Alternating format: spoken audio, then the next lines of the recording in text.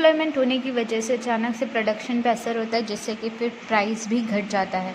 If there is an unemployment in factors of production leaves an economic, the increasing prices of goods and services will allow employment to increase production to decrease the price of goods and services। फिर जैसे ही बेरोज़गारी आती है तो ये व्यापार के अंदर जो होता है वो प्रोडक्शन पे असर करता है, जिसकी वजह से प्राइस और सर्विसेज जो होते हैं उनका प्रमाण बढ़ जाता है, वहीं सामान और सर्विस का प्रमाण घट जाता है।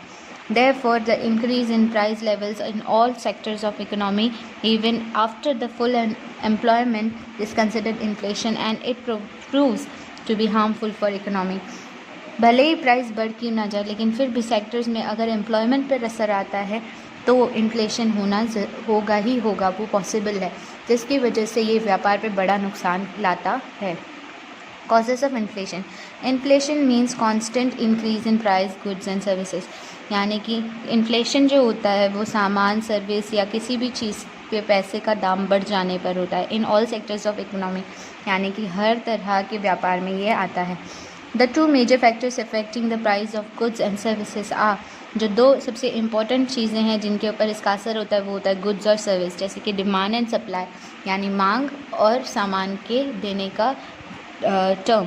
So the major factors affecting inflation are increase in demand, increase in production cost, यानी डिमांड का बढ़ जाना, वही सामान के प्राइस का बढ़ जाना। इंक्रीज इन डिमांड के बारे में समझेंगे पहले। There is an increase in demand of a product which leads to increase in its price.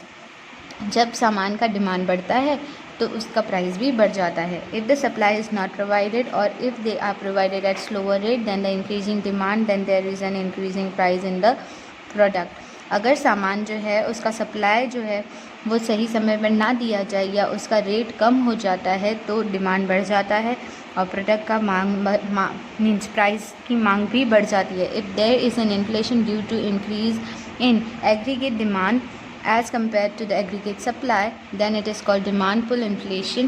The major reason for increase in demand are following।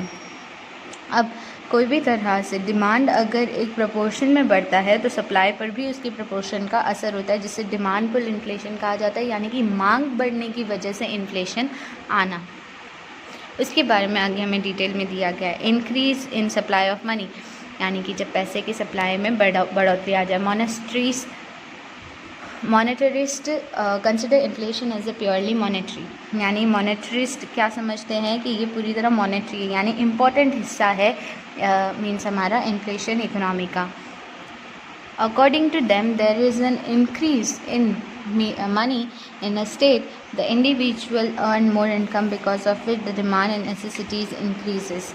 वहीं पैसे का बढ़ना तब होता है किसी भी स्टेट में जब एक व्यक्ति की ज़रूरतें बढ़ जाती हैं और उन ज़रूरतों के हिसाब से उसकी डिमांड बढ़ती है। Against increase in demand the supply remain steady, वहीं डिमांड बढ़ी है लेकिन उसका सप्लाई नहीं बढ़ा है, leading to increase in price and inflation, जिसकी वजह से पैसे और इन्फ्लेशन की प्रॉब्लम देखने मिलती है।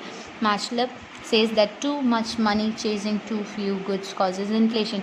जब बहुत ज़्यादा पैसा छोटे से कम सामानों पर लगा दिया जाए तो उससे इन्फ्लेशन आता है।